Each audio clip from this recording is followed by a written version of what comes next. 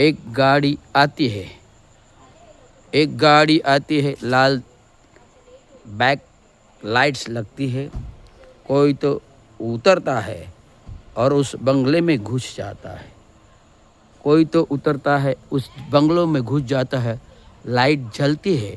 एक अनोखी रास्ता, एक अनोखी रास्ता, एक अनोखी रास्ता, ऐसा कि वो आता है बंगलों की तरफ, वो आता है बंगलो। कोई तो कोई तो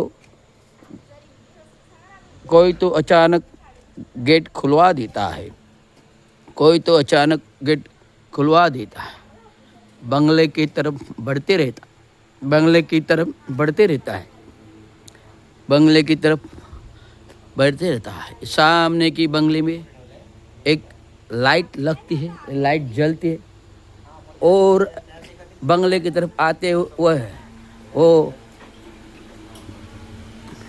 पालना हिलने लगता है। कोई तो आदमी बातें करते करते निकल जाता है, कोई तो आदमी बातें करते करते निकल जाता है और पालना जो पालना रहता है वो हिलते रहता है। कोई है सामने, कोई मालूम नहीं है, कोई है सामने मालूम नहीं, लेकिन जो हिलता रहता है झूला हिलने लगता है, हिलता रहता है झूला हिलने लगता है।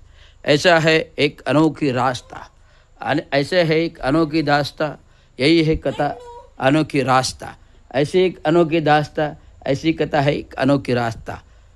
End of the short film.